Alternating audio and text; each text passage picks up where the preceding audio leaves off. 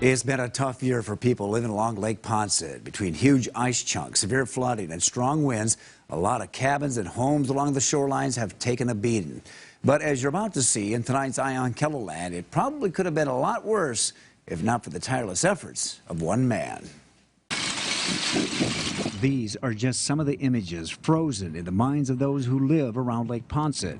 A chilling reminder that they're no match for Mother Nature.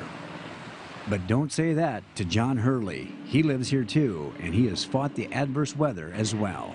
I personally own about 900 feet of shoreline that's pretty much wiped out. I haven't really had time to go mess with my own stuff.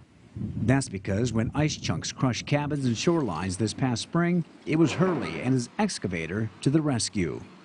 When high water and strong winds battered homes and businesses this summer, again, it was Hurley who answered the call for help. We started working every day in March, and I've probably only taken, 6 days off this year. Hurley has used his excavator to fix shorelines, raise roads, and move cabins. People around here credit him with saving dozens of properties from Mother Nature's wrath, and he's still doing it, even as the weather turns colder. Right now, he says it's a race against the clock. Our window to get this done is not going to last forever. The way the weather trend has been working is it seems like we're going to get beat up a lot harder than we normally do. I mean, it feels like we're going to have an early winter, but I guess, Mother Nature will tell us the answer to that one. Michael Haug and his wife have lived along the lake for 42 years. They say Hurley has helped save their house not once, not twice, but 3 times. In 2011, when we had a really bad flood, he came and he rip-wrapped the 80-foot frontage in front of our house. And that spring, the water actually came right up to here. It was rolling up almost to our walkout basement.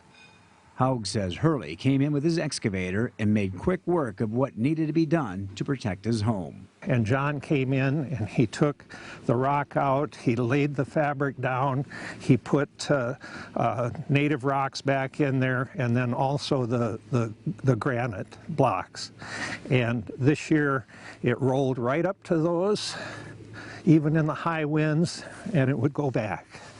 And so, I mean, that saved our lot again.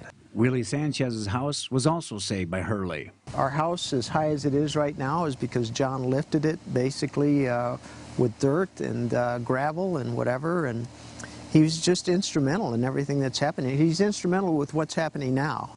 What's happening right now is Hurley is raising the road in front of several of these homes because this year it's been constantly underwater. Everywhere I go in the lake, I see him. And quite frankly, I told him, I said, you need to hire some people. He says, nah, I said, I'm the one that knows how to do it, and I'm the one that's going to do it. But it's not just Lake Ponset where you'll find Hurley making a difference. He also uses excavator to rescue dozens of campers at Lake Thompson that have been sitting in water all year. He's been so busy, he really hasn't had a lot of time to attend to his own property at Lake Ponset.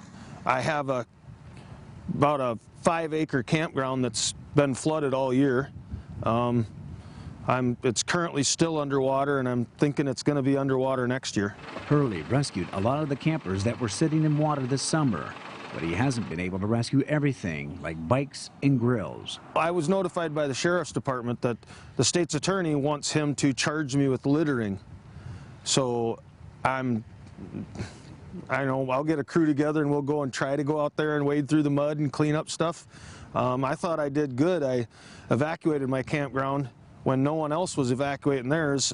Like Lake Thompson, they're hiring us to haul the campers out because their campers all got stuck in there.